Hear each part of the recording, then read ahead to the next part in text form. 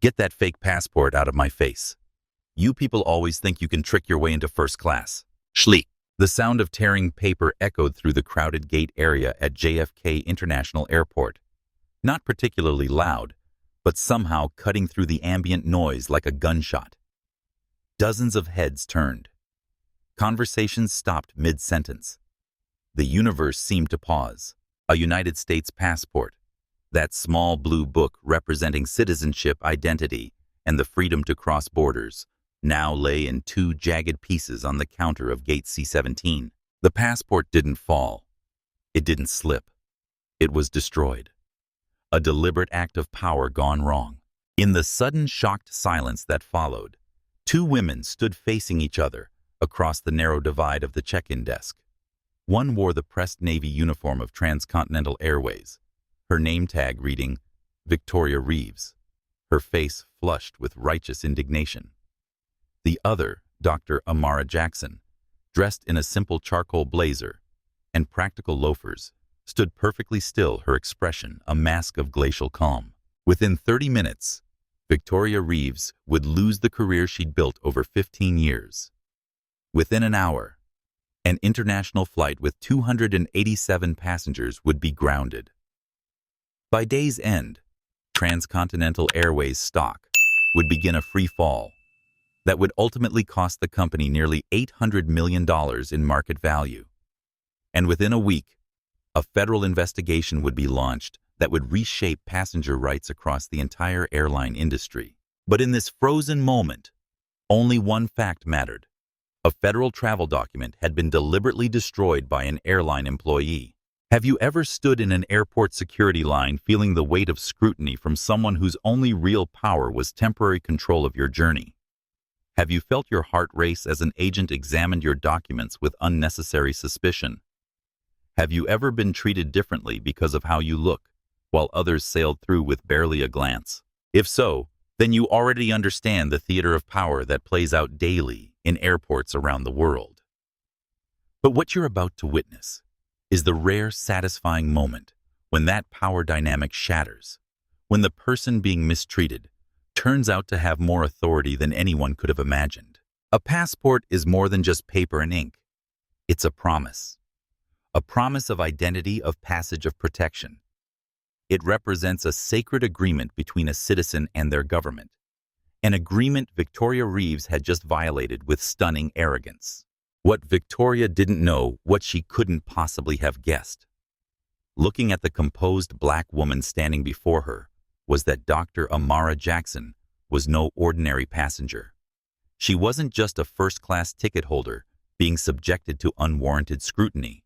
She was the Deputy Administrator for Security and Hazardous Materials Safety for the Federal Aviation Administration, conducting an undercover audit of Transcontinental Airways after a troubling pattern of passenger complaints. And Victoria had just made the worst mistake of her life. Before we dive deeper into this extraordinary story of power, prejudice, and consequences, tell me, where are you watching from? Drop your city or country in the comments below. Have you ever witnessed someone abuse their small amount of authority? Share your experience.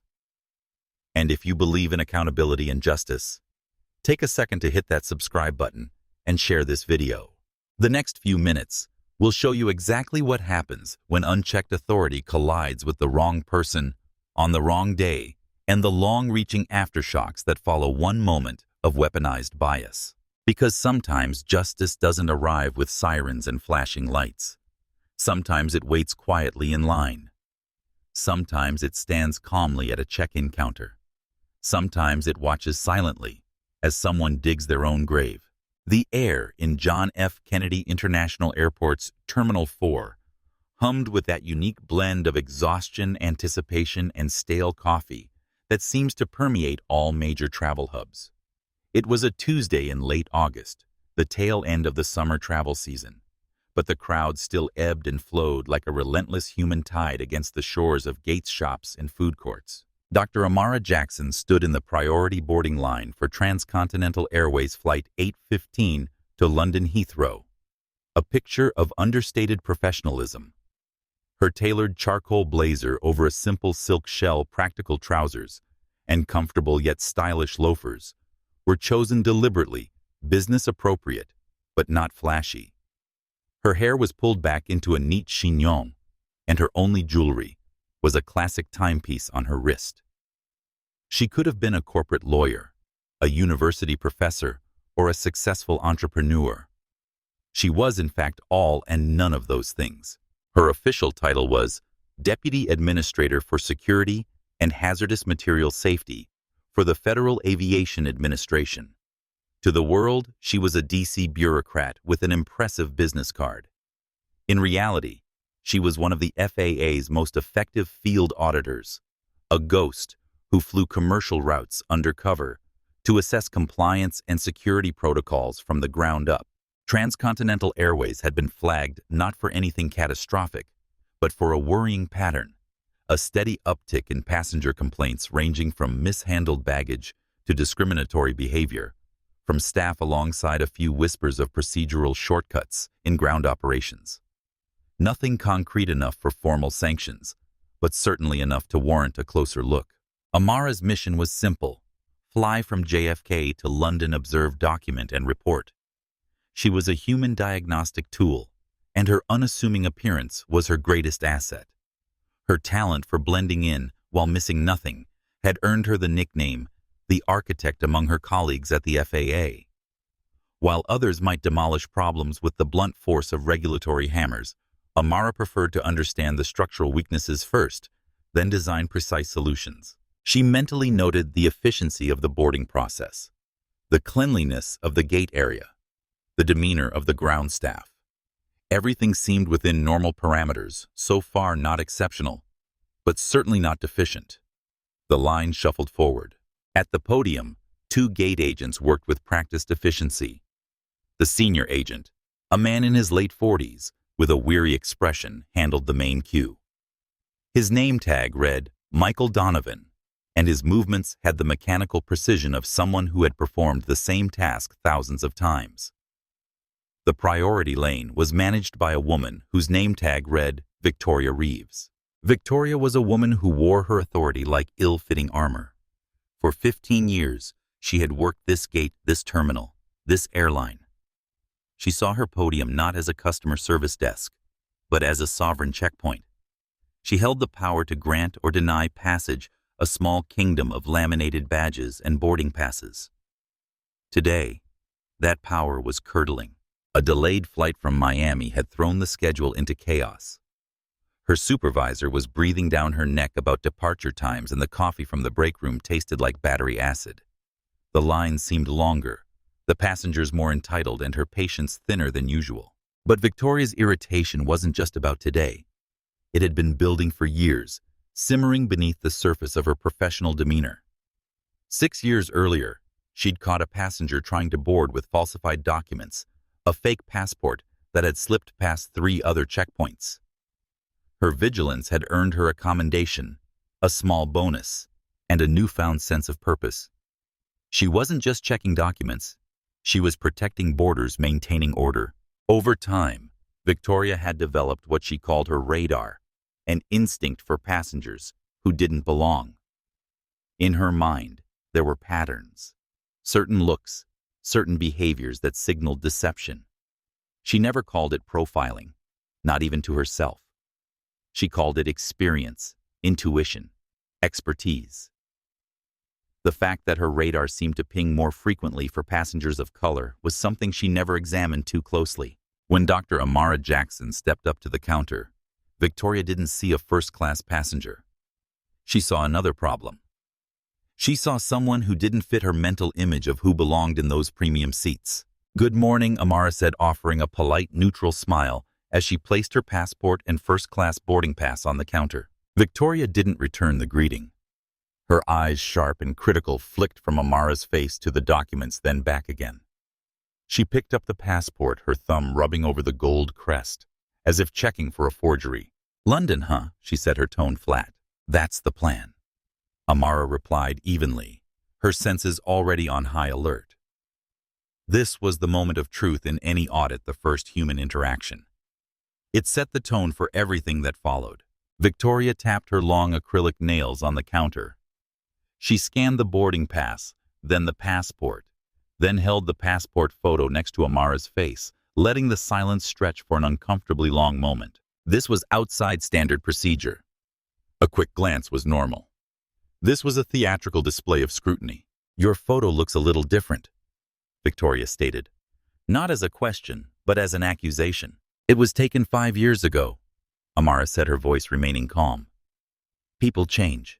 Victoria wasn't satisfied. She ran the passport under the UV light, then examined the microprinting with a small magnifier she kept on a chain. All of this was technically within her purview, but the context felt wrong. It was overly aggressive performative. Amara watched her mind a silent recorder, noting the deviation from standard verification protocols. The agent for the main queue was simply scanning passports and waving people through. Amara was being singled out. "Everything in order?" Amara asked, her tone still mild. Victoria ignored her. Her lips pursed in a thin line of concentration, or perhaps annoyance. She opened her mouth to say something, then seemed to think better of it. With a final suspicious glare, she stamped the boarding pass and slid it back across the counter, holding on to the passport. "Go ahead." Amara took her boarding pass but paused. "My passport, please." Victoria's eyes narrowed. For a split second, a flicker of something ugly resentment maybe crossed her face. She slapped the dark blue booklet down on the counter. "Have a nice flight," she said, the words dripping with a sarcasm so thick it was almost tangible. Amara picked up her passport, her expression unreadable. She gave a slight nod and walked down the jet bridge, the interaction logged, time-stamped, and analyzed in her mind. The seed of a problem had been planted. She had no idea how quickly or how violently it was about to grow. Behind the counter, Victoria watched her go, a bitter taste in her mouth that had nothing to do with the terrible coffee. Something about that woman, her calmness, her confidence, the way she carried herself like she belonged in that first-class seat, had gotten under Victoria's skin. In her 15 years at this gate, Victoria had developed what she considered a sixth sense about passengers. Some didn't fit the profile of their ticket class. Some carried themselves with an entitlement they hadn't earned. Michael glanced over at her. "Everything okay with that passenger?" Victoria's lips tightened. "We'll see."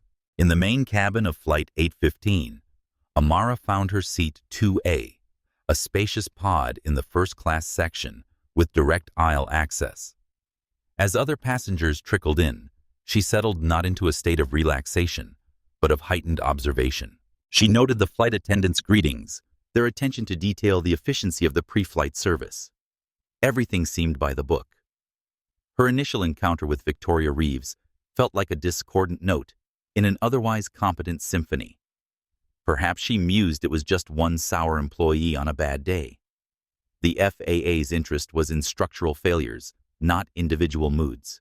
But 10 minutes later, that theory began to crumble. Michael Donovan, the weary-looking man from the main queue, came onto the aircraft. He walked directly to Amara's seat, a tense look on his face. "Ma'am, I'm sorry, but we need you to come back to the gate with me." A murmur rippled through the nearby passengers. Heads popped up over the tops of seats. Amara felt a dozen pairs of eyes on her. This was a significant escalation.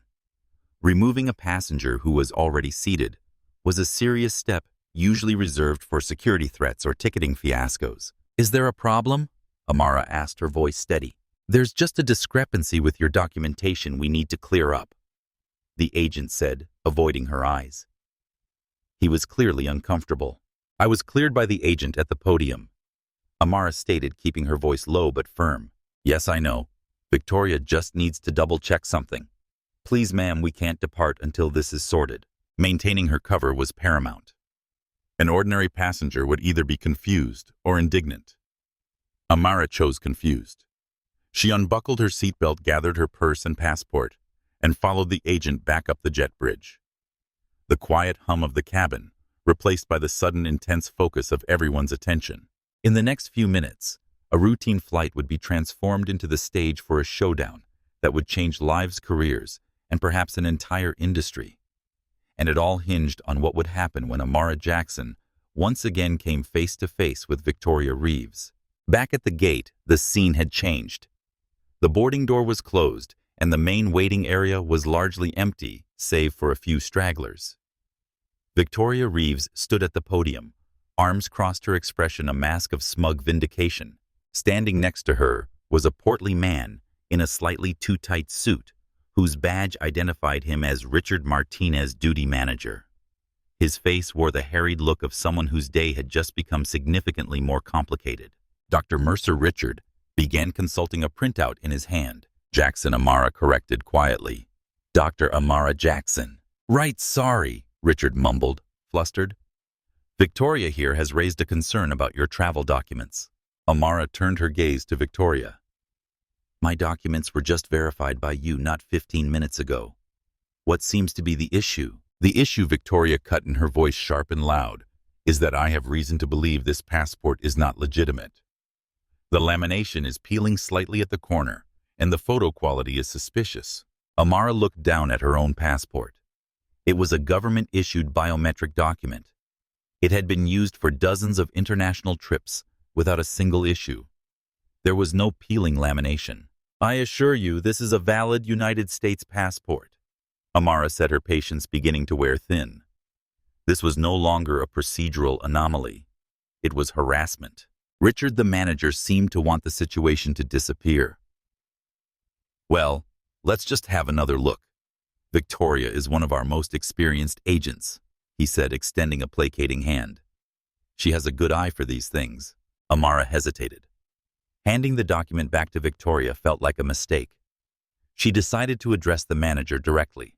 The document has already been electronically scanned and verified, she said. What specific protocol are you following by demanding a second manual inspection after I have already been boarded? This question seemed to flummox Richard.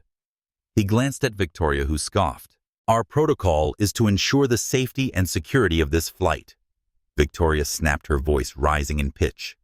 We get all kinds of people trying to use fake IDs, trying to get on flights they can't afford. It's my job to stop them. The subtext was now deafeningly loud. People like you.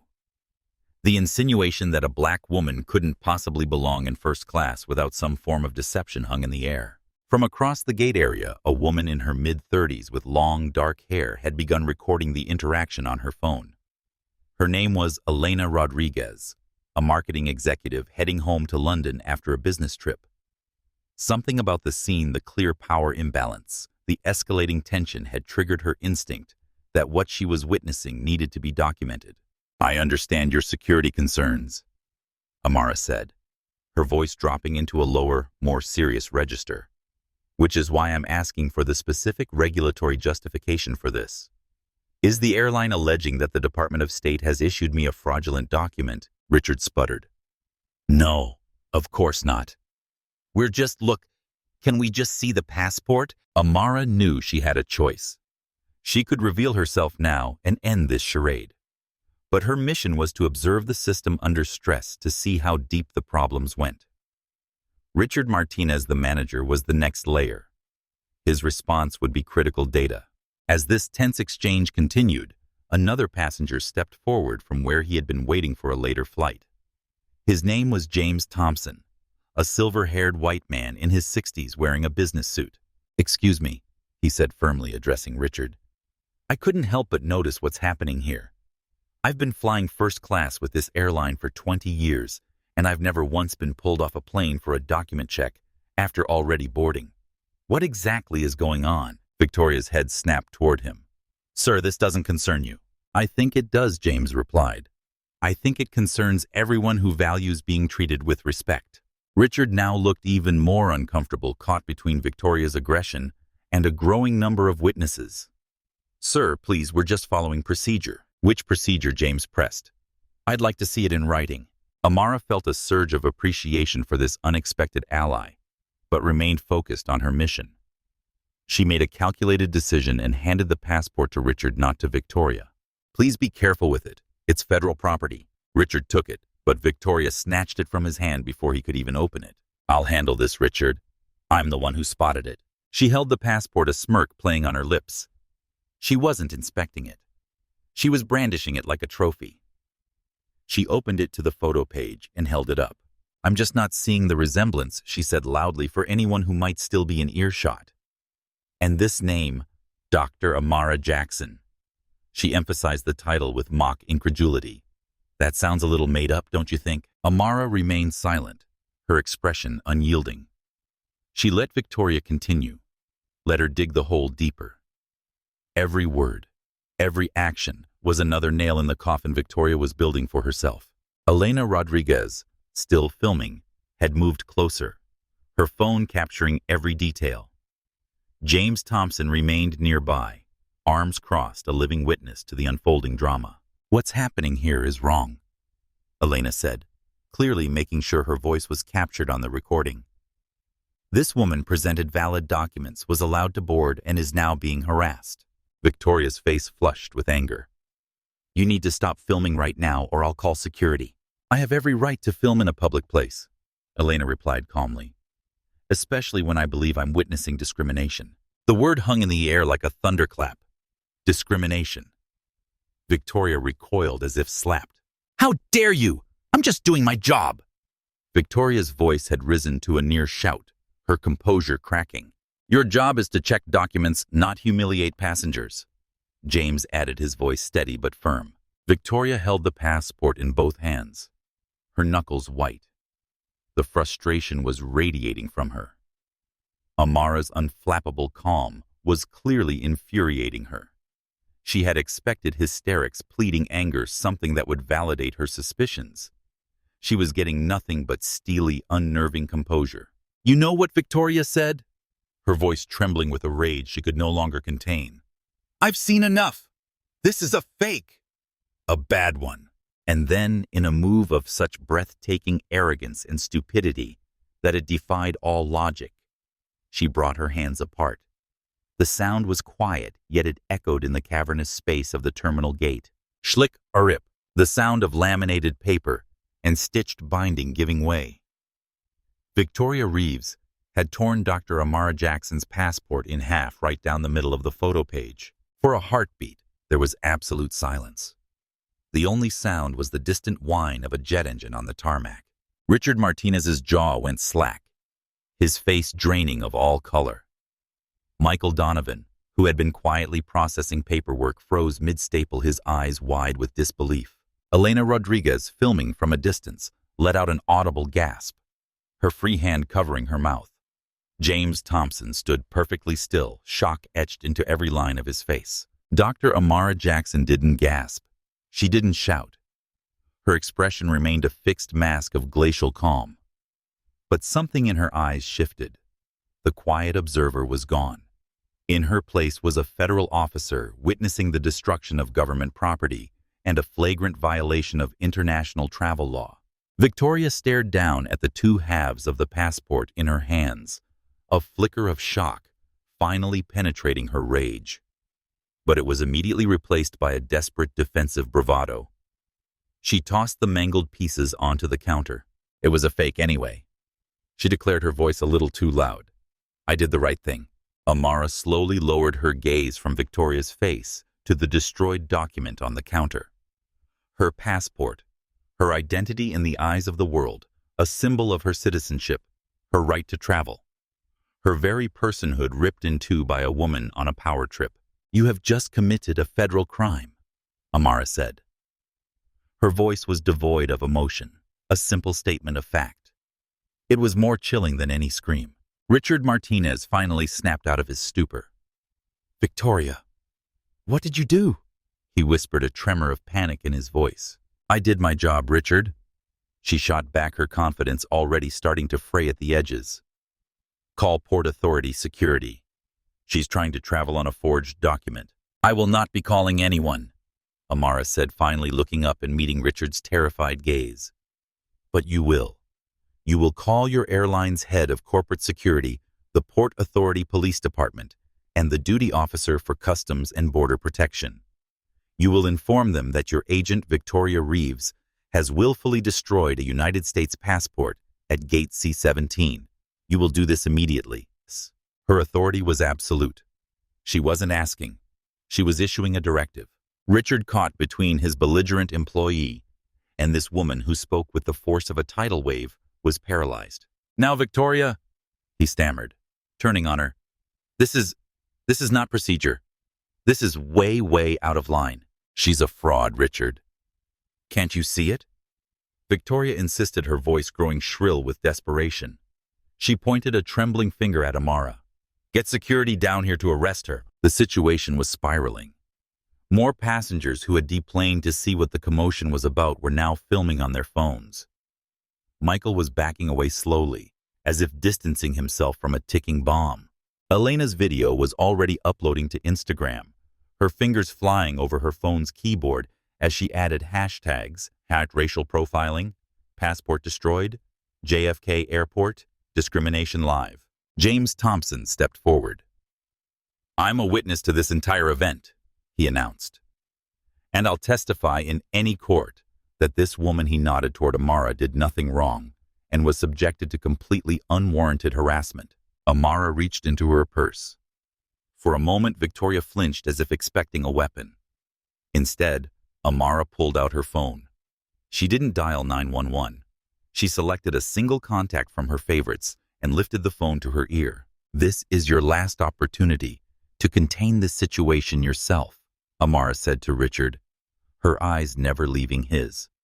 "You have 60 seconds to make those calls before I do." She paused. "And trust me, you do not want me to make my call." Richard stared at her, then at the phone in her hand, then at the shredded passport. He was a man watching his career flash before his eyes. He saw years of pension contributions, his 401k, his family's health insurance, all about to be consumed by the fire Victoria had started. He chose self-preservation. He scrambled for the phone at the podium.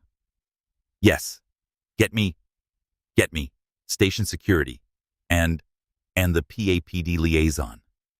Now." Victoria looked at him, her face a mask of betrayal. "Richard, what are you doing? I'm the victim here." But no one was listening to Victoria anymore. The center of gravity in the room had shifted entirely to the calm, composed black woman who stood as if she were in the eye of a hurricane she had personally summoned. Her phone connected. "This is Night Owl," she said into the receiver, her voice low and clear. The use of the call sign instantly changed the atmosphere. It was a code word that carried immense weight. "I have a Code 7 security breach at JFK Terminal 4, Gate C-17 Transcontinental Airways. Repeat, Code 7. Authenticate Sierra Tango, 95. Mobilize immediate federal response. I am invoking Protocol 19 Delta." She listened for a moment, then said, "Affirmative. The asset has been compromised. The situation is hostile but contained." She ended the call and placed the phone back in her purse. She looked at Richard, who was pale and sweating, and at Victoria, whose face was now a mixture of confusion and dawning horror. The term Code 7 meant nothing to them, but the tone of the call was unmistakable. This was not a customer service complaint. This was something else entirely. Who are you?" Richard stammered. Amara simply looked at him. "You'll find out shortly. You and Ms. Reeves should probably not go anywhere." The promise in her voice was colder than the grave. The hard karma that Victoria Reeves had so arrogantly invited was no longer at the door. It had just kicked the door down, and it was coming up the jet bridge. Elena Rodriguez, still filming, had captured everything: the torn passport, the callous disregard, the incredible composure of the mysterious Dr. Jackson.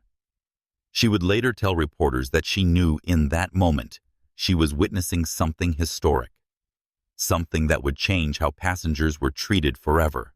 As Richard desperately made his calls, as Victoria stood frozen in slowly dawning comprehension, as the onlookers whispered and recorded, Amara remained perfectly still, the calm center of the storm. Her gaze, level and unflinching, never left Victoria's face. Power doesn't always shout. Sometimes it whispers, sometimes it waits, and sometimes it stands perfectly still, watching as justice gathers like storm clouds on the horizon. The next 10 minutes were a masterclass in tension. Amara stood perfectly still, a sentinel of calm amidst the brewing chaos. Richard Martinez paced back and forth behind the counter, muttering to himself and occasionally shooting terrified glances her way. Victoria Reeves had retreated to a stool in the corner, alternating between staring at Amara with venomous hatred and furiously texting on her phone, presumably to a union representative or anyone she thought could save her. The passengers who had been filming were gently but firmly told to return to their seats by the flight crew, who had been instructed to keep the cabin door closed. The rumor mill inside the aluminum tube of Flight 815 was undoubtedly running at full capacity. In the uneasy silence, Amara's mind drifted back to the moment that had set her on this path. Not today's confrontation, but one from 14 years earlier that had changed the course of her life. She had been a second-year law student at Howard University, flying home to Chicago for her father's 60th birthday. It was her first time flying first class, a splurge her parents had insisted on as a reward for making law review. She had dressed comfortably for the red-eye flight jeans, a Howard sweatshirt, her hair wrapped in a simple silk scarf. When she approached the gate, the agent, a woman not unlike Victoria, had taken one look at her and immediately directed her to the economy line. When Amara politely indicated she had a first-class ticket, the agent's demeanor had changed instantly. "Let me see that," she had demanded, snatching the boarding pass from Amara's hand. "How did you get this?" The question hung in the air, loaded with assumptions. "How did someone like you get this?" "My parents purchased it," Amara had replied, feeling a strange mix of embarrassment and indignation. The agent's eyes had narrowed. "Wait here," she'd said, taking the boarding pass with her to a back office. What followed was an 8-hour ordeal that was seared into Amara's memory. Her ticket was declared suspicious. Her ID was questioned. She was escorted to a security office, where she was held while the airline verified her identity. She remembered the cold metal chair, the fluorescent lights that made her eyes ache, the way her stomach had twisted into knots as the minutes turned to hours. She remembered the looks from other passengers as she was led away, some concerned, some curious, some satisfied, as if justice was being served. She remembered the tears she refused to shed, swallowed back like bitter medicine. She remembered the phone call to her father telling him she wouldn't make it home in time. She remembered his voice thick with emotion, telling her to keep her head up, to remember who she was. "They can delay your flight, Amara," he'd said, "but they can't diminish your dignity. That belongs to you." She missed her flight. She missed her connection. She missed her father blowing out the candles on his birthday cake. But most painfully, she missed the chance to prove to herself that she belonged in that first-class seat, that she didn't need to justify her presence to anyone. When she was finally released with a terse, unapologetic, "You're cleared to travel," but no explanation or apology, she found herself standing in the terminal, shaking with a cold rage she had never experienced before. But Amara Jackson was not the type of person who channeled rage into destruction. Instead, she redirected it into purpose. That night, sitting in an airport hotel room, waiting for the next available flight, she made a decision she would become the kind of authority that could prevent such abuses of power. She changed her focus in law school, from corporate law to aviation and transportation regulations. She clerked for a federal judge who specialized in administrative law. And when the opportunity arose to join the FAA's Office of Security and Hazardous Materials Safety, she seized it. In the 12 years since she had risen through the ranks, not through political connections or self-promotion, but through sheer competence and an unwavering commitment to fairness in the enforcement of regulations, she became known as someone who didn't seek to punish for punishment's sake, but rather to correct and improve the complex systems that kept air travel safe and accessible. Her undercover audits were legendary within the agency, not because they resulted in splashy headlines or massive fines, but because they led to meaningful reforms. Airlines didn't fear her. They respected her. At least the ones who knew who she was. Victoria Reeves had no idea who she had just crossed, but she was about to find out, as was Richard Martinez. Unlike Victoria, who had acted out of a toxic mix of prejudice and petty power, Richard's sin was one of enabling. He had allowed Victoria's behavior to continue unchecked, had looked the other way when complaints were filed, had chosen the path of least resistance time and again. Victoria was a storm, destructive but visible. Richard was the calm sea that hid dangerous currents beneath its surface. He represented a more insidious form of complicity, the kind that smiled and nodded and said all the right things while doing nothing to address the real problems. In Amara's experience, it was often the Richards of the world who caused the most damage. The Victorias were obvious in their transgressions. The Richards were insidious in their inaction.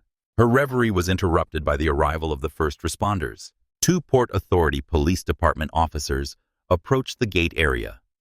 They were young, cautious, and clearly responding to a confusing call from airline management. They approached the podium, their eyes darting between the 3 central figures of the unfolding drama. "We got a call about a disturbance." "A fraudulent passport," the taller officer, whose name tag read O'Brien, asked, directing his question to Richard. Before Richard could form a coherent sentence, Victoria shot up from her stool. "Yes. That woman," she pointed dramatically at Amara, "is traveling on a forged document. I identified it, and when I confronted her, Victoria's voice trailed off as she realized admitting to destroying the passport might not be in her best interest.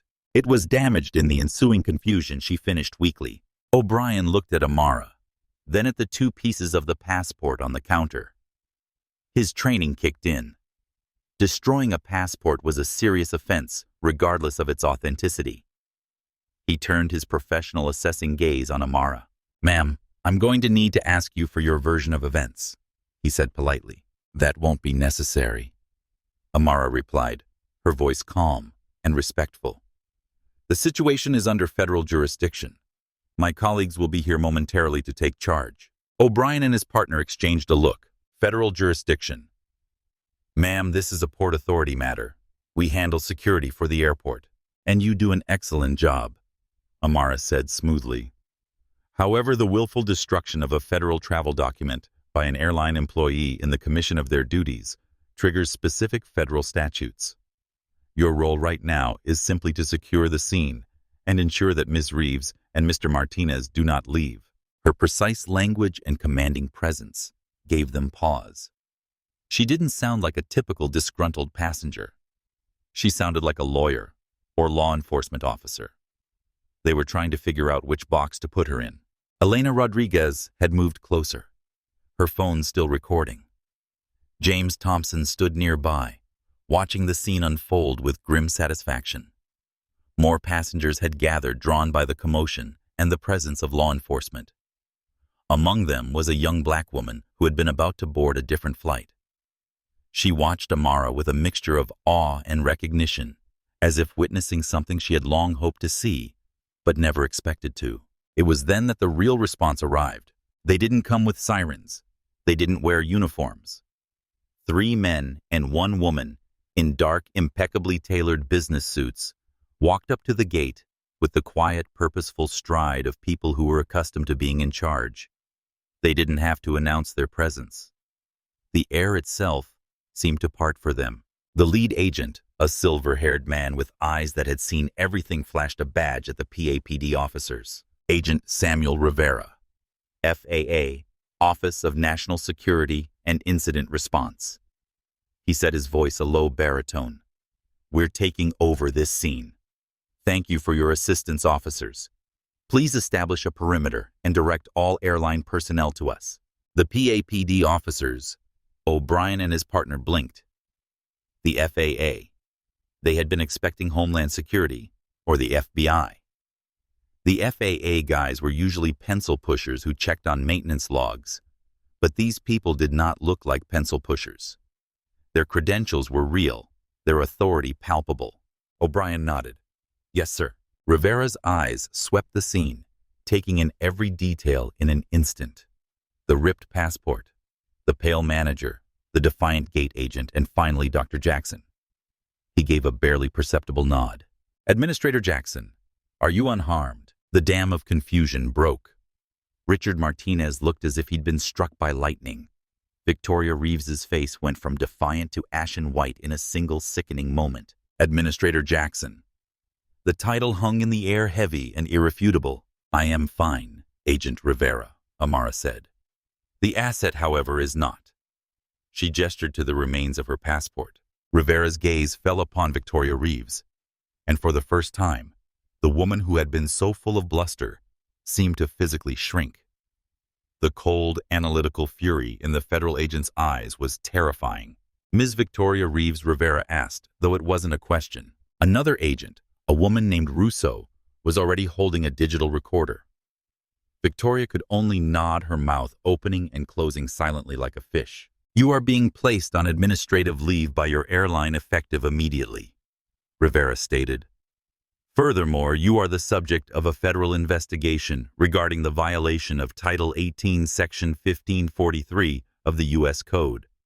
You have the right to remain silent. I suggest you use it until you have legal counsel." He then turned to Richard Martinez, whose sweat was now visibly soaking the collar of his shirt. "Mr. Martinez, you are the duty manager." "Yes, sir," Richard stammered.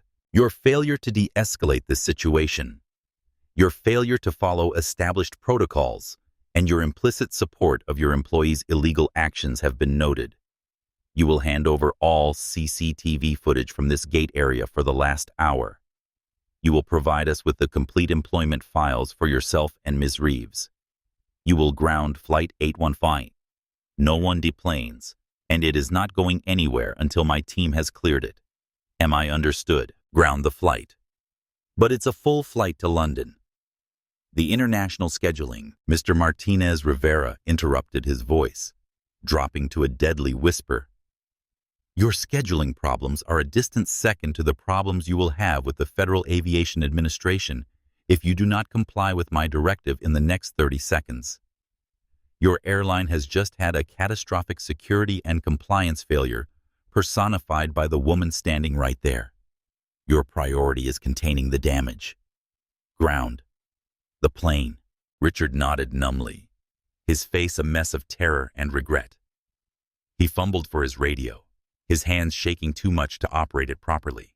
Agent Russo stepped forward and gently took the shredded passport, placing the two halves into a clear evidence bag with a pair of tweezers. She labeled it with a meticulousness that spoke of long practice. Amara watched the scene unfold, her work as an undercover auditor complete. The system had been stressed, and it had not just bent, it had shattered into a million pieces. She had her data. Now came the consequences. She caught Victoria's eye one last time. The hatred was gone, replaced by a raw, pleading terror. It was the look of someone who had just realized they had picked a fight with an entity they couldn't even comprehend, and had lost in the most spectacular way imaginable. The wheel of justice had begun to turn, and it would not stop until it had crushed everything in its path. The grounding of a fully boarded international flight is not a small thing. It is a logistical and financial nightmare, a cascading failure that ripples through an airline's entire global network. But Agent Rivera's command was not a suggestion. Within minutes, the captain of Flight 815 made a terse announcement over the intercom about an unforeseen security issue at the gate, and the groans of hundreds of passengers were audible even through the thick terminal glass. The gate area was transformed from a simple departure lounge into a federal command post. Agent Rivera was the undisputed general. He directed his team with quiet, efficient commands. Agent Russo began interviewing Michael Donovan, who had witnessed the entire event. Another agent was already on the phone with Transcontinental Airways corporate headquarters in Atlanta, and from the one-sided conversation, it was clear that the person on the other end was having the worst day of their professional life. "No, I don't care if CEO Robert Davidson is in a board meeting," the agent said calmly into his phone. "You can tell him the FAA is currently investigating a civil rights and federal property violation at his JFK hub.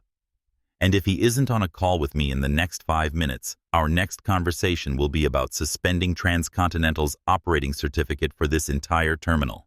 Victoria Reeves and Richard Martinez were separated and invited into 2 small, sterile administrative offices just off the gate. They were not under arrest, not yet, but they were not free to leave.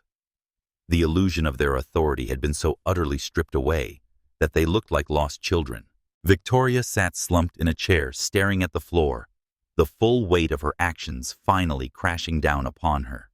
Richard was frantically trying to get his own boss on the phone, likely to spin a version of the story that might somehow save his skin. It was a futile effort. Dr. Jackson stood with Agent Rivera watching the disciplined whirlwind of activity. I apologize for the compromise of your identity. Administrator Rivera said, his professional demeanor softening slightly. The mission parameters were for observation only. The mission was to test the system under pressure. Samuel Amara replied using his first name. The system failed. Victoria Reeves wasn't an anomaly. She was a symptom. Her manager enabled her. The initial training and oversight were clearly insufficient. This is exactly what we needed to document. Well, we have the documentation now, Rivera said grimly. The entire exchange, starting from your first approach to the podium, was captured on 3 different high-resolution CCTV cameras. The audio is a little faint, but our labs will enhance it. We have her tearing the passport in 4K. A technician from Rivera's team was already plugging a laptop directly into the airport's security network, downloading the relevant footage. There would be no lost recordings, no convenient technical glitches.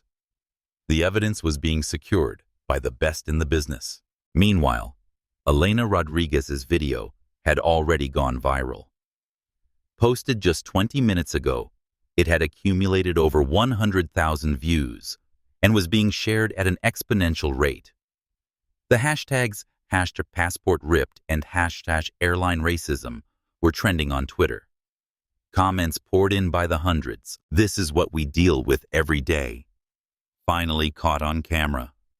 She tore up a passport. That's federal property. Watch how calm the victim stays. She knew what was coming. Elena herself was now being interviewed by Agent Russo, who was taking her statement and securing a copy of the video as evidence.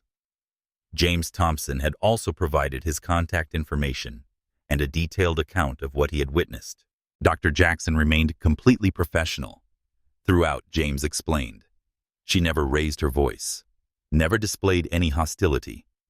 The gate agent, on the other hand, was clearly targeting her based on he hesitated, then continued firmly based on her race. There's no other explanation for that level of scrutiny and hostility. Soon, a harried-looking woman in a transcontinental uniform, the JFK station chief, arrived breathless and pale.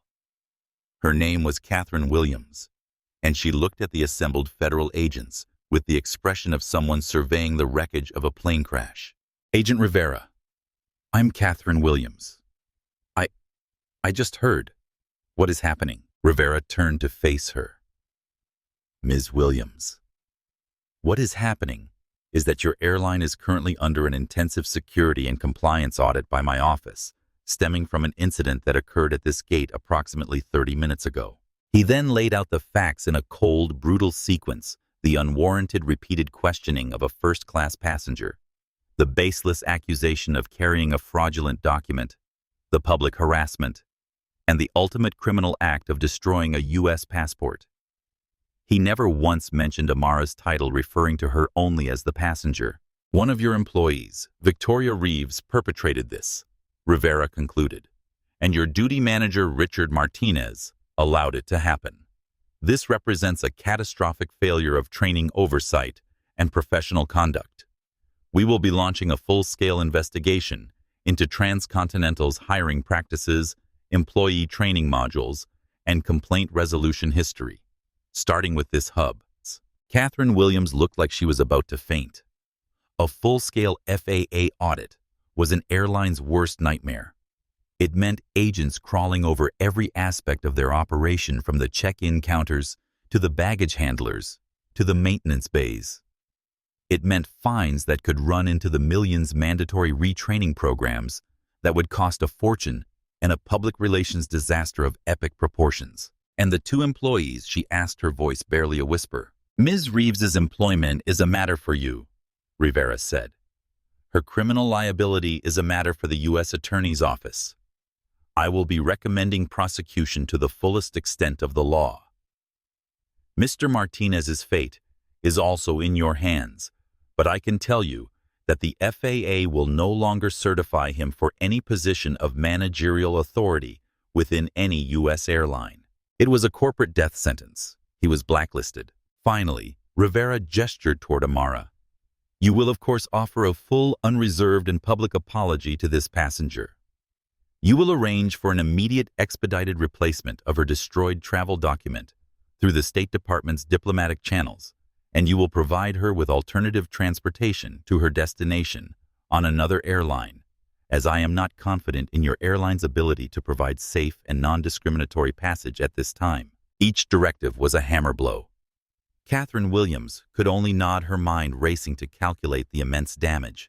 As this conversation unfolded, Victoria Reeves was having her own reckoning in the small office where she had been sequestered. The gravity of what she had done was finally sinking in.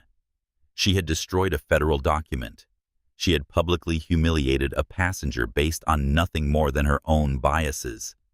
And that passenger turned out to be a high-ranking federal official. Her career wasn't just in jeopardy. It was over. 15 years of service wiped out in a single moment of blind arrogance. Her pension, her health insurance, her identity as a respected professional, all gone. And for what? Because a black woman in first class had triggered her radar. Because she couldn't imagine that someone who looked like Dr. Jackson could legitimately belong in that seat. Victoria put her head in her hands and began to sob. Not the theatrical tears she had sometimes used to manipulate difficult situations, but the raw, ugly crying of someone whose entire world was collapsing around them. In the adjacent office, Richard Martinez was on the phone with his wife, trying to explain what had happened, without completely admitting his culpability. "It wasn't my fault," he insisted, his voice strained. Victoria went rogue. "I tried to control the situation," but even as he said the words, he knew they were hollow. He had failed at the most fundamental level. He had allowed a toxic employee to wield unchecked power, had turned a blind eye to the patterns of behavior that had led to this moment. He had chosen comfort over confrontation, and now he was paying the price. Back at the gate, Amara watched as the passengers of Flight 815 were finally allowed to deplane. They streamed past her, many of them casting curious glances her way, having pieced together from social media and whispered conversations that she was at the center of the drama that had disrupted their travel plans. Some looked annoyed, but many more seemed sympathetic. A few even nodded to her in silent solidarity, a subtle acknowledgement that they understood at least in part what had transpired. Elena Rodriguez approached her, phone in hand, her expression a mixture of awe and determination. "Dr. Jackson," she said quietly, "I just wanted you to know that the video is everywhere. Over 500,000 views already. People need to see this, need to understand what happens when power goes unchecked." Amara nodded. "Thank you for documenting it. The evidence matters." "Will you press charges?" Elena asked. Amara's expression remained neutral. "That's not my decision to make. The federal prosecutor will determine the appropriate course of action." Elena nodded, understanding the careful diplomacy of the response. "Well, for what it's worth, I think you handled this with incredible dignity.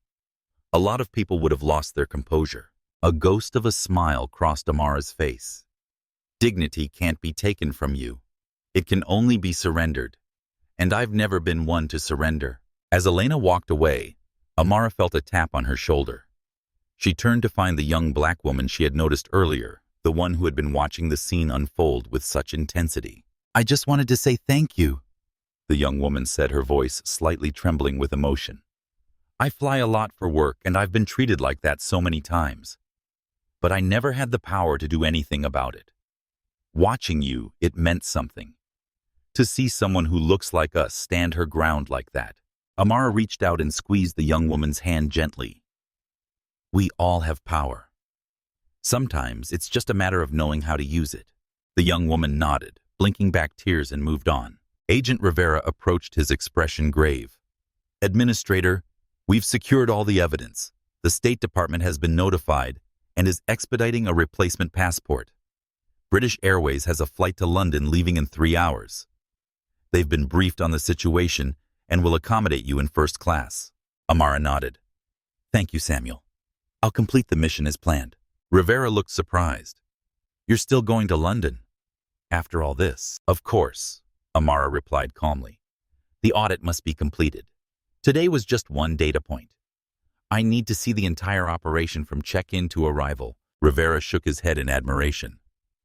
You're something else, you know, that most people would be on the first flight home after an experience like this. Amara's expression remained impassive, but there was a hint of steel in her voice when she replied, I'm not most people, Samuel. And this isn't about me. It's about making sure what happened today doesn't happen to someone else tomorrow. As the federal team continued their work, as Victoria and Richard faced the first hours of their new diminished reality, as the story of the torn passport spread across social media like wildfire, Amara Jackson stood at the center of it all, calm, composed, and utterly immovable. She was not a victim. She was not even a witness. She was the architect of accountability. And her work was just beginning. The story of the JFK Gate incident escaped the confines of Terminal 4, not like a leak, but like a detonation. Before Flight 815 was even officially canceled, the first shaky cell phone videos were being uploaded to social media. The clips were raw and visceral. One captured Victoria's snarling condescension, her voice sharp and accusatory. Another, from a better angle, caught the horrifying crisp, schlick rape of the passport being torn, followed by the collective gasp of the onlookers. Within an hour, Hat Passport, Ripped, and #Gate Agent Karma were trending nationwide. By evening, the story was a lead item on every major news network. Elena Rodriguez's original video had been viewed over 5 million times, shared by celebrities, politicians, and civil rights activists. It had become the digital equivalent of a wildfire, consuming all other topics in its path. The narrative was irresistible. A story of corporate overreach, racial bias, and a stunning abuse of power, all encapsulated in one shocking viral moment. And the perfect ending. The revelation that the victim was actually a high-ranking federal official with the power to bring consequences crashing down on her harassers, satisfied a deep collective hunger for justice that so often went unfulfilled in similar situations. Comment sections across platforms overflowed with stories from people who had experienced similar treatment, but lacked the authority to challenge it. This happened to me last year at Denver. No one believed me. I fly first class for work and get randomly checked every time.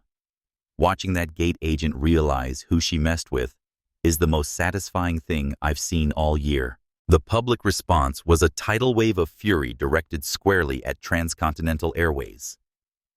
Inside the airline's gleaming corporate headquarters in Atlanta, the atmosphere was one of controlled panic. The stock ticker in the lobby, usually a source of pride, was a river of red. In the executive boardroom, CEO Robert Davidson presided over a frantic damage control session with a team of lawyers and PR specialists. How did this happen? Davidson demanded, his face a mask of fury as he stared at a frozen image of Victoria Reeves on a large monitor. How does a 15-year veteran employee decide it's a good idea to physically destroy a passenger's federal document in front of a dozen cameras? A harried vice president of ground operations cleared his throat. Sir, the initial report from JFK indicates duty manager Martinez failed to de-escalate. Failed. Davidson slammed his hand on the mahogany table. He poured gasoline on a bonfire. And the subject of the incident, my God, we couldn't have picked a worse person to harass if we tried. The lawyers advised caution. The PR team urged a swift, decisive apology. The result was a stilted committee-written statement released that evening, expressing deep regret for the unfortunate interaction. It was a drop of water on a grease fire, a sterile corporate phrase that only enraged the public further. The market's response the next morning was brutal, an 8% drop in the company's stock value, at the opening bell wiping out nearly $1 billion in market capitalization. Financial analysts downgraded the stock, citing significant regulatory and reputational risks. Institutional investors began quietly reducing their positions. For Victoria Reeves, the consequences were far more personal and immediate. After being processed at the Port Authority police station, she was transferred to federal custody. A night in a holding cell was followed by an arraignment before a federal magistrate. The charge: willful and malicious mutilation of a passport a federal offense carrying penalties of up to 25 years in prison. Her bail was set at $50,000, an amount that might as well have been $50 million for someone whose entire financial life had just imploded. Her airline employee credit card had been deactivated. Her bank account showed the pending removal of her direct deposit. The union she had faithfully paid dues to for 15 years was suddenly reviewing the situation. When she frantically called her union representative from the phone in the detention center, the man's voice was grim. "Victoria, I've seen the video. We all have. This isn't a standard grievance. You destroyed federal property. They're calling it a felony. Honestly, our hands are tied. You need a criminal defense attorney, not a union rep." The institutional shield she had relied on for 15 years had not just been lowered. It had vanished. She was alone. Her sister managed to post bail mortgaging her home to secure the funds. When Victoria finally emerged from the detention center, she found herself in a world transformed. Her phone had hundreds of missed calls and messages, not from friends offering support, but from journalists seeking comment and strangers hurling abuse. Her social media accounts had been found and flooded with thousands of hateful comments. Her address had been posted online, leading to concerns for her safety. She didn't go home. She couldn't. Instead, she checked into a cheap motel under her sister's name, drew the curtains, and collapsed onto the bed physically and emotionally exhausted. Her life hadn't just been upended, it had been obliterated. And the worst part was that she had done it to herself with one thoughtless, arrogant action. Richard Martinez's downfall was just as swift, though less public. He was summoned to a meeting with Catherine Williams and two stone-faced corporate lawyers. He tried to deflect to sacrifice Victoria to save himself. "It was all her," he pleaded. "She went rogue. I tried to control the situation." The lead attorney simply slid a file across the table. It was a printout of the FAA's preliminary findings, compiled by Agent Rivera's team. It detailed Richard's failure to intervene, his validation of Victoria's actions, and worse, a documented history of him dismissing at least a dozen prior complaints filed against her. "You didn't control the situation," Mr. Martinez, the lawyer, said coldly. "You enabled it. You fostered a culture at that gate that made this incident not just possible, but inevitable." He was fired for gross negligence. A week later, he received a certified letter from the Federal Aviation Administration. It informed him that due to his conduct, his managerial certifications were permanently revoked.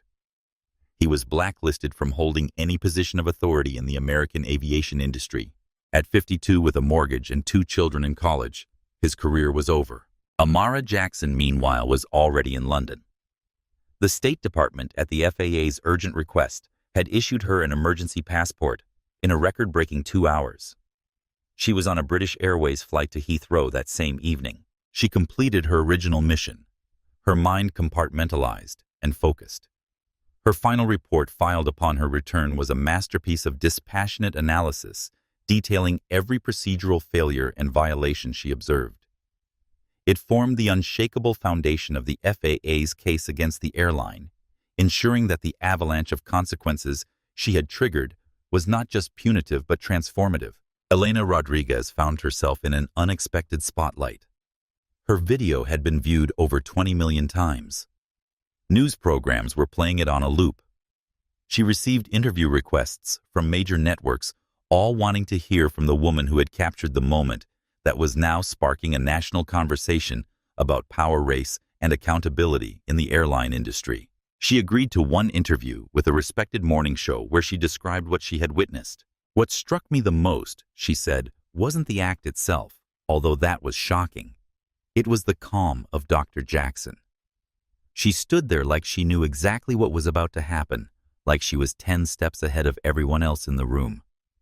It was like watching someone who knew that justice was already on its way." The interviewer leaned forward. "And now we know why. Dr. Amara Jackson is one of the highest-ranking officials in the FAA. Did you have any idea at the time?" Elena shook her head. "None. I just knew I was witnessing something important, something that needed to be documented. But looking back, the way she handled herself, that incredible composure, it makes perfect sense now. The host nodded. Some are calling this a setup, saying that Dr. Jackson deliberately provoked the confrontation to catch the airline in the act. What do you think? Elena's expression hardened. That's ridiculous. Dr. Jackson did nothing but stand there with dignity while being mistreated. If simply existing as a black woman in first class is considered provocative, then we have a much bigger problem than one gate agent tearing up a passport. The clip of her response went viral in its own right, further fueling the growing narrative that this incident wasn't just about one bad employee, but about a pervasive culture that needed to be exposed and dismantled. James Thompson also gave several interviews, his status as a longtime frequent flyer and business executive, lending additional credibility to the story. I've been flying first class for over 20 years, he told CNN. I've never once been asked to leave a plane for a document check after boarding. The difference, I'm a 60-year-old white man. Dr. Jackson is a black woman. Draw your own conclusions. The FAA audit, meanwhile, was an exercise in methodical dismantlement.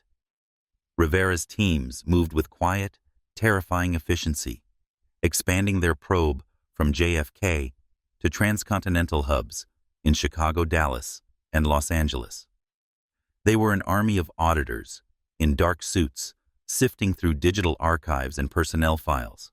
They uncovered structural deficiencies in the airline's de-escalation training, revealing a curriculum that was hopelessly outdated.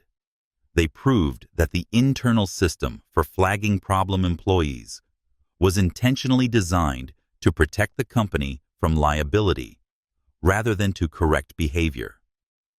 The discovery of Victoria Reeves's full complaint history was the smoking gun that proved the JFK incident was not an anomaly, but a symptom of a deep-seated disease.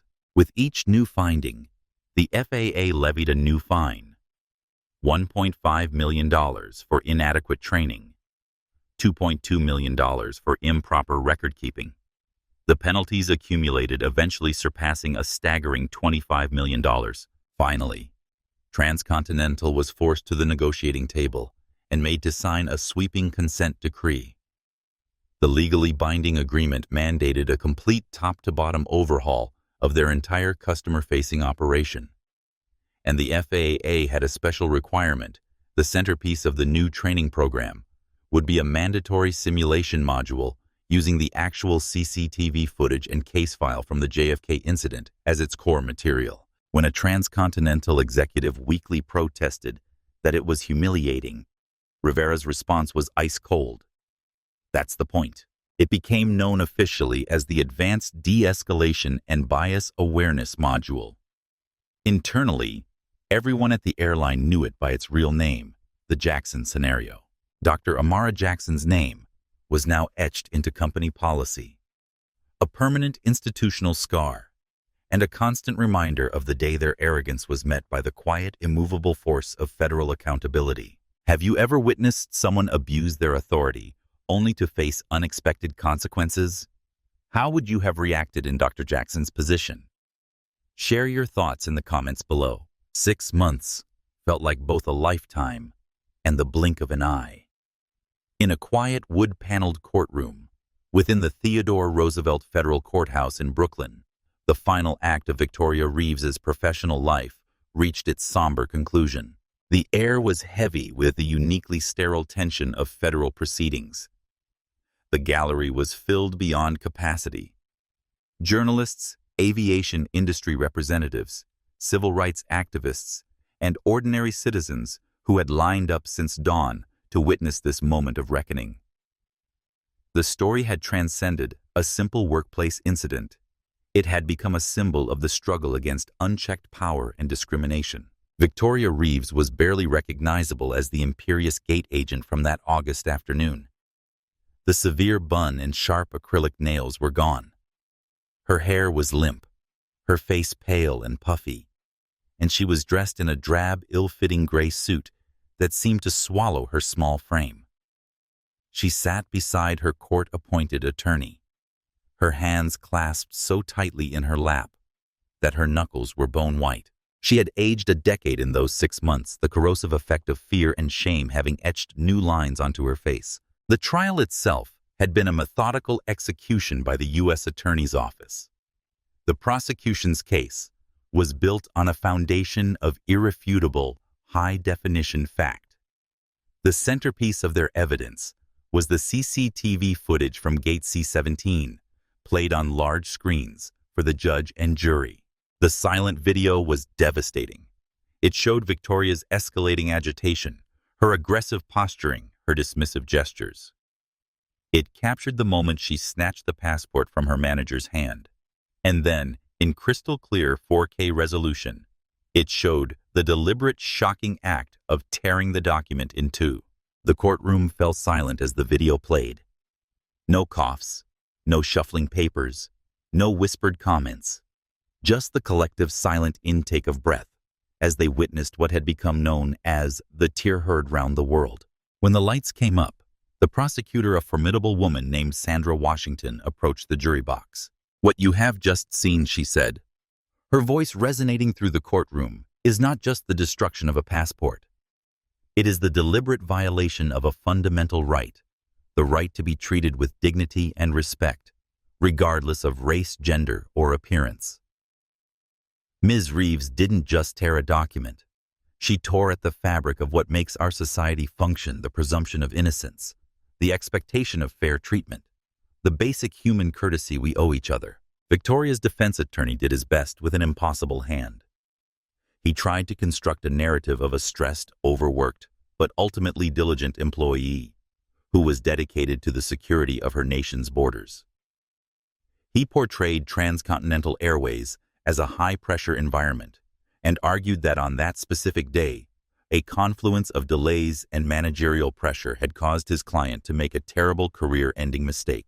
He even attempted to subtly characterize Dr. Jackson's unwavering calm as unusual and unsettling, trying to plant a seed that Victoria's suspicions, while wrongly acted upon, were not entirely baseless. When Victoria took the stand, her voice was a fragile whisper. She wept as she offered a public apology, insisting that she had been consumed by the stress of a chaotic day. "I've worked for 15 years protecting our flights," she sobbed, dabbing her eyes with a tissue. "I saw something that didn't feel right. The passenger, she was so calm, so cold. It felt unnatural, suspicious. I thought I was doing the right thing. I made a mistake. A horrible mistake I'll regret for the rest of my life." It was a practiced performance, but it shattered under the calm, precise pressure of Sandra Washington's cross-examination. She began not with the passport, but with Victoria's history. "Ms. Reeves, you claim this was a one-time mistake, born of a uniquely stressful day. Is that correct?" Washington asked, moving to stand directly in front of Victoria. "Yes," Victoria whispered, unable to meet the prosecutor's gaze. Washington nodded, consulting a folder. "Then can you explain the 17 formal passenger complaints filed against you over the past 5 years for hostile and aggressive behavior?" The defense attorney shot up. "Objection. Prior complaints are not relevant to the charges at hand, Your Honor." Washington countered. "The defense has portrayed this as an isolated incident. The existence of a pattern speaks directly to intent and state of mind." Overruled. Judge Sarah Connolly stated, her eyes fixed on Victoria. "The witness may answer," Victoria stammered. "Those were misunderstandings. People get upset when they travel. 17 misunderstandings." Washington pressed, her voice calm but relentless. "Including one from a family who claimed you accused them of trying to smuggle a baby carrier that was in fact FAA approved, and another from a decorated veteran whom you accused of being intoxicated because he was unsteady on his feet, when he was in fact a recent amputee." Victoria's face went from pale to ghostly white. The courtroom stirred, whispers rippling through the gallery. "Were you aware," Washington continued, "that 12 of these 17 complaints were filed by passengers of color?" I don't," Victoria faltered. "Were you aware that 9 of these complaints were specifically about your treatment of first-class passengers who didn't match your expectations of who belongs in those seats?" Victoria's defense was not just crumbling. It was being methodically dismantled and exposed as a lie. "Let me be more direct," Ms. Reeves, Washington said, placing a document on the witness stand. This is an internal email you sent to a colleague 3 years ago. In it, you wrote, and I quote, "Had another one of those first-class wannabes today. You know the type. Security should just make them turn around at the checkpoint and save us the trouble." End quote. The gallery erupted in murmurs. The judge called for order. Would you like to revise your statement about this being a one-time stress-induced mistake? Washington asked, her voice quiet but devastating. Victoria's eyes filled with tears again, but this time they weren't calculated.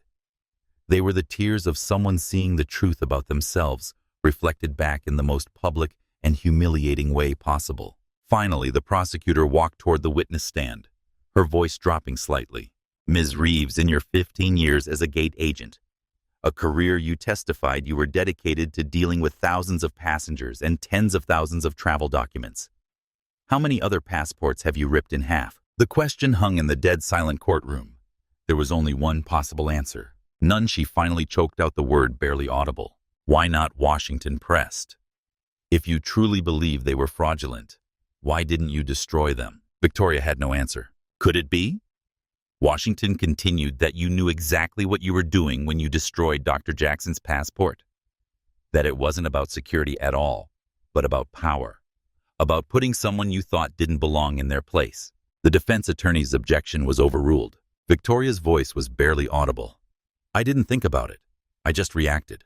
"No further questions, Your Honor." The guilty verdict, when it came, was swift and unanimous. Victoria Reeves slumped in her chair, as if her strings had been cut, a low, guttural sob escaping her lips. Before passing sentence, Judge Connolly, a formidable woman with a reputation for sharp intellect and little patience for theatrics, removed her glasses. She peered down at the defendant, her expression one of profound disappointment. "Ms. Reeves, your job was to be a guardian of a gateway, not its tyrant," the judge began, her voice resonating with quiet authority. "The document you destroyed was not merely a piece of paper. It was a representation of a citizen's rights, a property of the government you were sworn to respect. Your actions were not a mistake born of stress.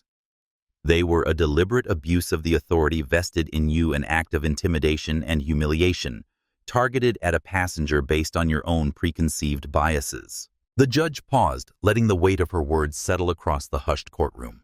What troubles this court most deeply is not just the act itself, but the mindset behind it.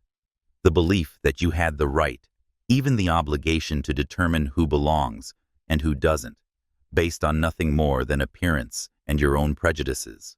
Another pause heavier than the first. "You spoke of security, but the record shows that the only person who posed a threat at Gate C-17 that day was you. You were the security threat, Ms. Reeves, not Dr. Jackson." The sentence was delivered without ceremony. Victoria Reeves was found guilty of the willful mutilation of a passport. Taking her lack of a prior criminal record into account, the judge sentenced her to 2 years in a federal correctional facility, to be followed by 3 years of supervised release. The hard, unyielding hammer of justice had fallen. As she was gently guided from the courtroom by marshals, her face was a tear-streaked mask of utter soul-crushing defeat. Outside the courthouse, a large crowd had gathered, some with signs supporting Dr. Jackson, others simply there to witness the culmination of a case that had captured national attention. Elena Rodriguez stood among them, having flown in from London specifically for the verdict. When approached by reporters, she offered only a brief statement. "Today isn't about punishment. It's about accountability.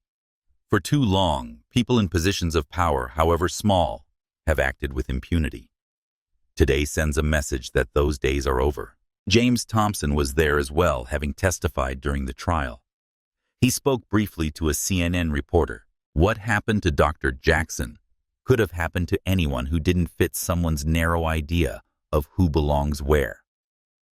Today's verdict is a step toward ensuring it doesn't happen again. The ripple effects of what the media had dubbed the passport incident extended far beyond the fate of Victoria Reeves or the financial penalties imposed on transcontinental airways.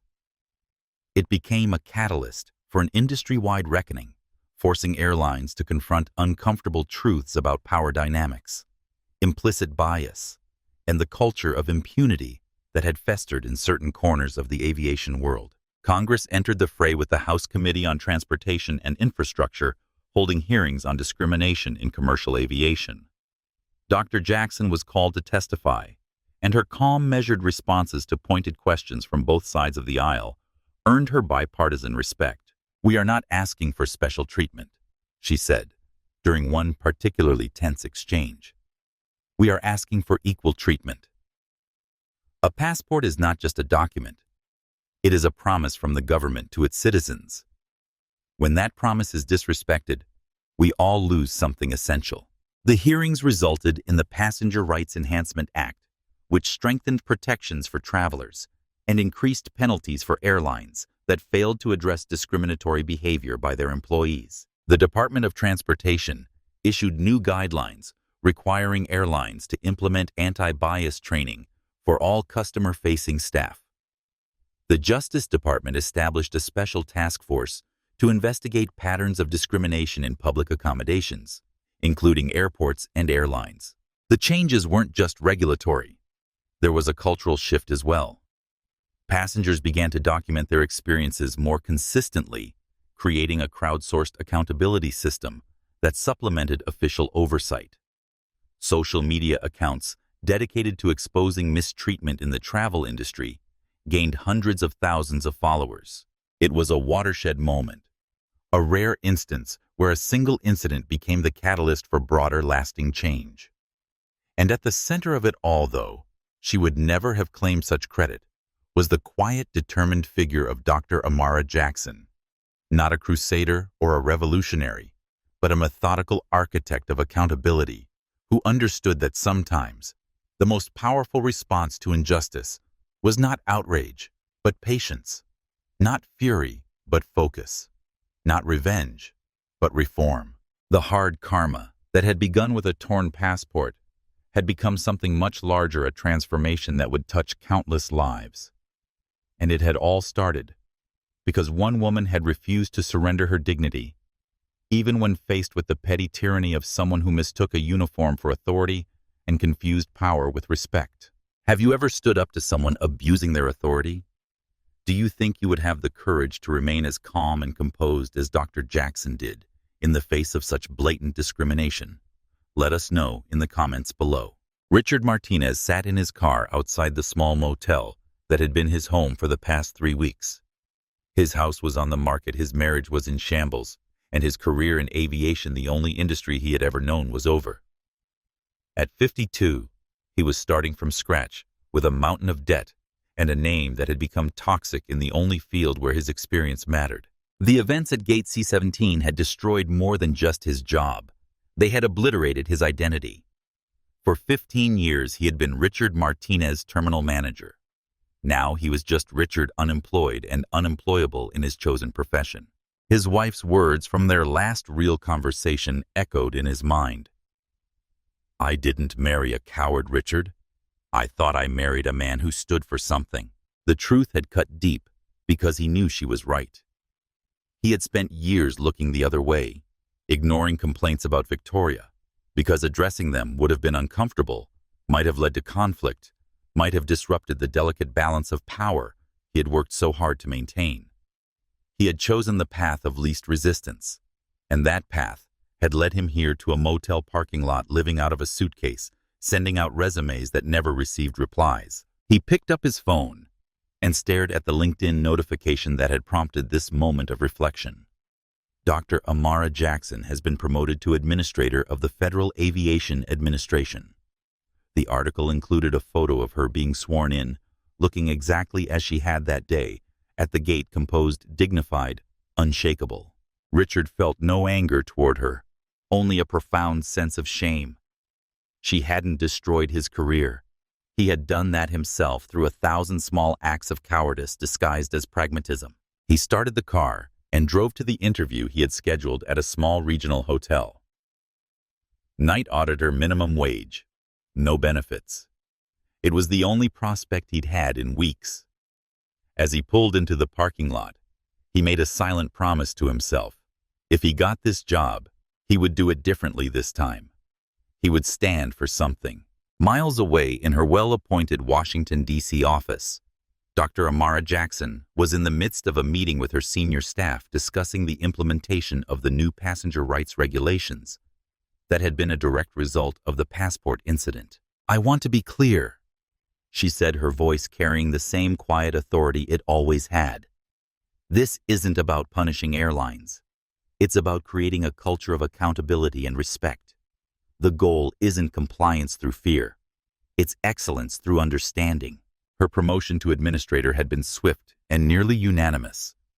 Her handling of the passport incident had demonstrated not just her commitment to fair enforcement of regulations, but also her extraordinary composure under pressure, qualities that made her ideal for the top position. After the meeting, she sat alone in her office, looking at the framed items on her wall: her law degree from Howard, her first FAA credentials, and in a small frame at eye level a quote from her father: "They can delay your flight, Amara, but they can't diminish your dignity. That belongs to you." Next to it was a photo of her father at his 60th birthday party, the celebration she had missed all those years ago because of an airline employee who couldn't believe a young black woman belonged in first class. The experience that had set her on this path. Her phone buzzed with the text from Amara Rodriguez, who had become an unexpected friend and ally. "You're on CNN right now. They're calling you the calmest revolutionary in Washington." Amara smiled. She had never set out to be a revolutionary. She had simply wanted to do her job well to ensure that the systems designed to protect travelers functioned as they should. But sometimes change came not from those who shouted loudest, but from those who stood firmest. Her assistant knocked on the door.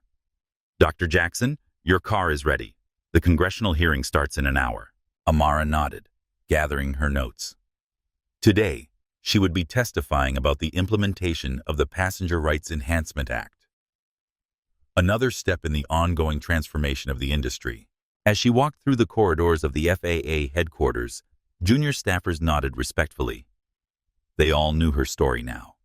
It had become part of the agency's lore. But what many of them didn't understand was that the passport incident hadn't been the beginning of Amara's mission. It had simply been the moment when the world had finally paid attention. In a federal correctional facility in Danbury, Connecticut, Victoria Reeves sat on the edge of her bunk, staring at the letter in her hands. It had taken her 3 drafts to write it each attempt, forcing her to confront truths about herself that she had spent a lifetime avoiding. "Dr. Jackson," it began, "I don't expect forgiveness, and I'm not writing to ask for it. I'm writing because I need to understand. How did you stay so calm?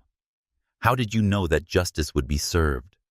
I've replayed that moment 1,000 times in my mind, and what I can't comprehend is your certainty. You knew, didn't you?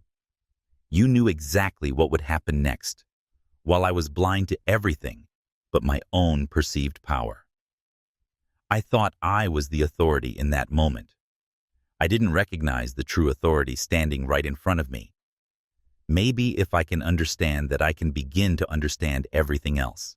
Victoria didn't know if she would ever send the letter. She wasn't sure if Dr. Jackson would read it if she did.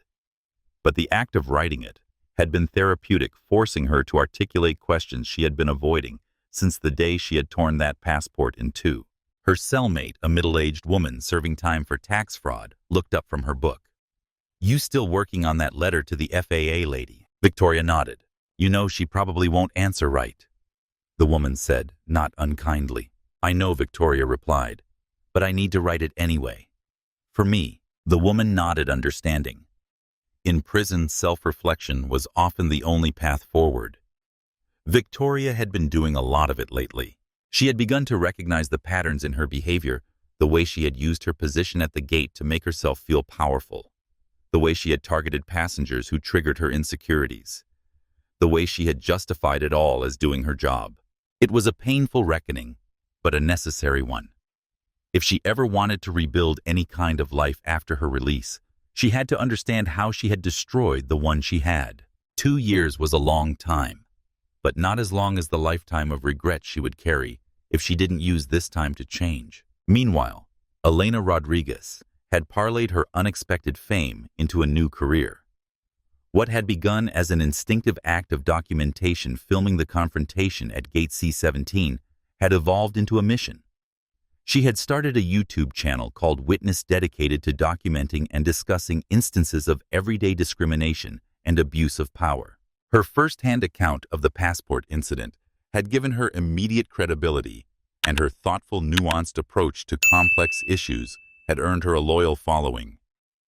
She had recently been hired as a consultant for a nonprofit focused on promoting equitable treatment in public accommodations. What happened to Dr. Jackson isn't rare, she explained in one of her most popular videos. What's rare is that there were consequences. For every Victoria Reeves who faces justice, there are thousands who continue to misuse their power with impunity. That's why documentation matters. That's why bearing witness matters. Her work had brought her into contact with countless individuals with similar stories. People who had been humiliated, discriminated against, or simply made to feel unwelcome in spaces where they had every right to be. She amplified their voices, helping them find solidarity and support. James Thompson, the businessman who had intervened on Dr. Jackson's behalf at the gate, had also found a new calling. He had always considered himself an ally, someone who believed in fairness and equality. But witnessing the passport incident had transformed his understanding of what allyship truly meant. It's not enough to believe in the right things, he said in a TED Talk that had gone viral. You have to be willing to stand up, to speak out, to put yourself between the powerful and the vulnerable. That's what true allyship looks like. He had established a foundation to promote bystander intervention training in corporate environments, teaching people how to safely and effectively interrupt instances of discrimination or harassment. The program had been adopted by several Fortune 500 companies, including, ironically, Transcontinental Airways, as part of their court-mandated reforms. And what of Transcontinental? The airline had undergone a painful but necessary transformation. The $25 million in fines was just the beginning. The consent decree they signed with the FAA mandated structural changes that would cost them an estimated $75 million more. Every frontline employee, from gate agents to flight attendants to baggage handlers, was required to complete the new training program centered around the Jackson scenario. They watched the footage, analyzed the escalation points, and learned the proper protocols for document verification and conflict resolution. More importantly, they were taught to recognize the subtle ways bias could influence their interactions with passengers. The company's complaint handling procedures were completely overhauled. A new independent oversight committee was established with representatives from passenger advocacy groups and civil rights organizations. Every complaint now generated an automatic tracking number, and resolutions were monitored by both internal and external auditors. CEO Robert Davidson had taken the unprecedented step of inviting Dr. Jackson herself to address the company's board of directors and executive leadership team. Her message had been clear. Your problem isn't one rogue employee. Your problem is a culture that empowered her and silenced those who tried to raise concerns. Fix that, and you fix everything. The board had listened. They had no choice. Their stock was still struggling to recover. Their reputation was in tatters, and the FAA was watching their every move with eagle eyes. A year later, they had rebranded as Horizon Airways, a phoenix rising from the ashes of scandal, with a new name and a new commitment to equitable service. The early results were promising. Complaint rates had dropped by 60%.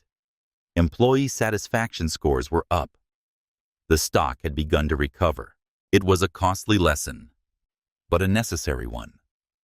And it had all started with one moment of unchecked arrogance. One passport torn in two, and one woman who had refused to be diminished. The ripples continued to spread outward, touching lives in ways that couldn't have been predicted.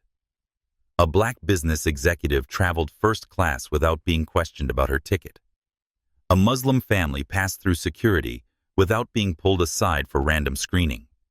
A transgender passenger was addressed by their correct name and pronouns by airline staff who had been trained to respect identity documents as they were presented. Small victories, perhaps, invisible to most. but to those who experienced them, they represented a shift in the fundamental equation of power, a rebalancing that had been long overdue. And it had all begun because one woman had stood firm in the face of injustice, had refused to surrender her dignity, and had used her power not for vengeance but for transformation. That was the true legacy of the passport incident.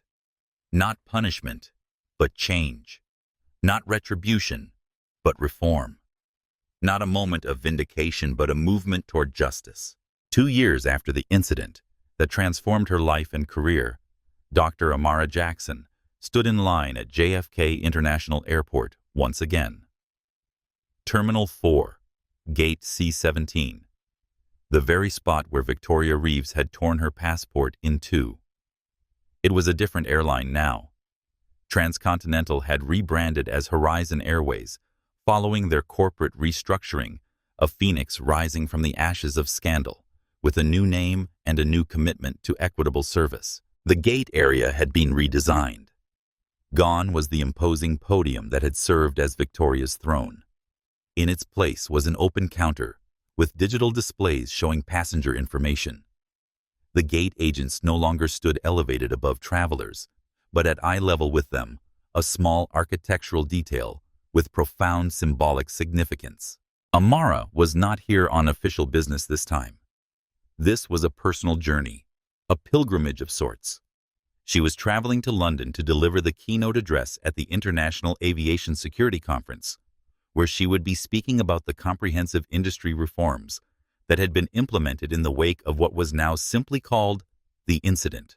As she approached this counter, she noticed the gate agent, a young woman with a warm smile and alert eyes. Her name tag read Jasmine Thompson. She looked up as Amara presented her boarding pass and passport. "Good afternoon, Dr. Jackson," Jasmine said, her voice professional but friendly. "It's an honor to have you on our flight today." Amara wasn't surprised to be recognized. Her face had been in too many news reports, too many training videos. She had become somewhat reluctantly the face of a movement for accountability in the aviation industry. "Thank you, Jasmine," she replied with a small smile. "It's good to be here." Jasmine processed her documents efficiently, without the theatrical scrutiny that Victoria had employed. She returned the passport with both hands, a gesture of respect. "You changed everything, you know," Jasmine said quietly. "My training class watched the video of what happened here. We discussed it for 2 full days. It changed how I see this job, not as power over passengers, but as service to them." Amara nodded, touched by the simple sincerity of the statement. That's exactly as it should be. As she made her way down the jet bridge, Amara reflected on the journey that had brought her back to this place. Victoria Reeves was scheduled for release from Danbury in 3 months, her sentence reduced slightly for good behavior and her contributions to the inmate education program she had established. In an unexpected twist of redemption, Victoria had used her background in aviation security to create a curriculum for fellow inmates approaching release, teaching them about TSA regulations, airline policies, and passenger rights, a small but significant effort to help them navigate air travel confidently after incarceration. Richard Martinez had found his own path to a kind of redemption as well. After months of unemployment and financial strain, he had finally secured a position as a security consultant for a small firm specializing in training corporate clients on de-escalation techniques. His opening line in every seminar was the same: "Let me tell you about the biggest mistake of my career and what it taught me about the true meaning of authority." Elena Rodriguez had parlayed her advocacy work into a position with the newly established Office of the Passenger Advocate, where she now helped shape policy at the federal level. James Thompson's Foundation for Bystander Intervention Training had expanded internationally, with programs running in airports across 3 continents. And Amara herself. She had been promoted to the role of administrator, the youngest person and the first Black woman to hold the position in the FAA's history. Her confirmation hearing had been remarkably smooth, with senators from both parties citing her handling of the passport incident as evidence of her judgment and integrity.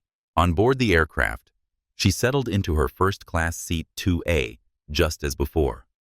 The symmetry wasn't lost on her. As the other passengers boarded, she noticed the subtle differences in how the flight attendants interacted with everyone. There was a mindfulness, an attention to equity that hadn't been as evident before. The Jackson scenario training had left its mark. A flight attendant approached with a glass of water. "Dr. Jackson," she said softly, "the captain asked me to give you this." She handed Amara a small envelope along with the water. Inside was a handwritten note. "Dr. Jackson, I was a first officer with Transcontinental when the incident occurred. Your stand that day made the skies safer and fairer for everyone who flies. Thank you for your courage. It's an honor to be your captain today.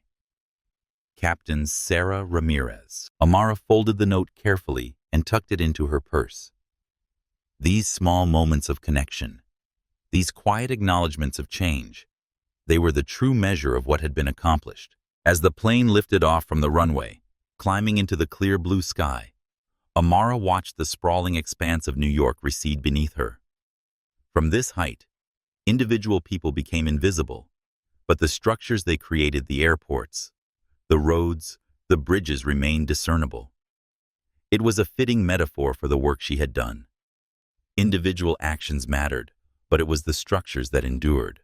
Victoria Reeves had acted out of personal bias, but she had been enabled by a system that tolerated, even rewarded, such behavior.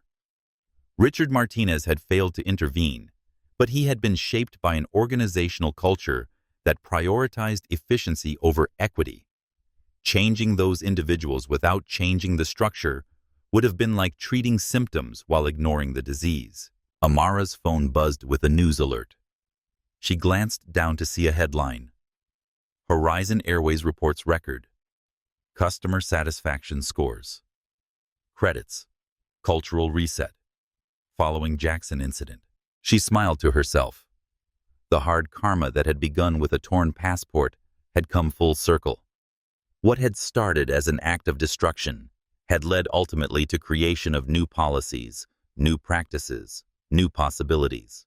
Justice Amara had always believed wasn't about punishment.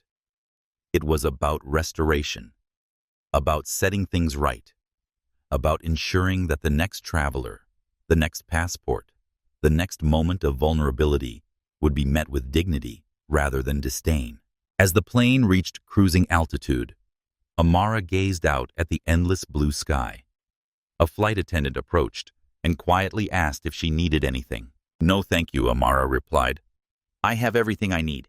The attendant nodded and moved on. Amara continued looking out the window, but her focus shifted to a young black girl, perhaps 8 or 9 years old, seated across the aisle. The child was traveling with her mother, both of them dressed simply but neatly, both treated with the same courtesy as every other passenger.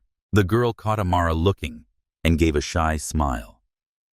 Amara smiled back, wondering if this child would ever know a world where she would be questioned, doubted, or made to feel less than because of how she looked. Thanks to what had happened 2 years ago, perhaps she wouldn't. That, more than any promotion or recognition, was Amara's true legacy. Not the Jackson scenario, not the policy reforms, but the subtle shift in how people treated each other. A shift that might in time become so normal that no one would remember it had ever been any other way. As the flight continued toward London, Amara opened her laptop to review her keynote speech one last time. The title slide displayed the conference theme, Building Accountability from Individual Actions to Organizational Change. But her mind kept drifting back to that moment at Gate C-17, to the sound of her passport tearing to the stunned silence that followed. It had been a moment of pure clarity, when all the complex systems and structures had been stripped away to reveal a simple truth. Dignity is not negotiable. It cannot be taken. It can only be surrendered. And Amara Jackson had never been one to surrender. Her passport lay on the tray table beside her laptop, intact, respected, honored for what it represented. Not just paper and ink, not just a travel document, but a promise. A promise that had been broken, and then through the hard work of reform restored stronger than before. That was the true legacy of the passport incident. Not the punishment of Victoria Reeves, but the promise kept for all who would follow. Have you ever witnessed a moment when someone's dignity was challenged? How did they respond? How would you respond? Share your thoughts in the comments below. And don't forget to subscribe for more stories of courage, justice, and transformation. The story of Dr. Amara Jackson and Victoria Reeves is a stark reminder that true authority isn't found in a uniform or a title, but in integrity and respect. It shows how quickly a small abuse of power fueled by prejudice can unravel a person's life and expose the deep flaws within a massive corporation. This wasn't just about a torn passport. It was about accountability in a world where customer service too often becomes a power struggle. The system of checks and balances worked this time because the right person was in the wrong place at the perfect time. But how many times does it fail when the passenger isn't a high-ranking official? If this story resonated with you, if it made you think about the importance of holding power accountable, please take a moment to hit that like button. Share this video with others so this powerful lesson can reach a wider audience. And most importantly, subscribe to our channel for more real-life stories of drama, justice, and the consequences of one's actions. Thank you for listening.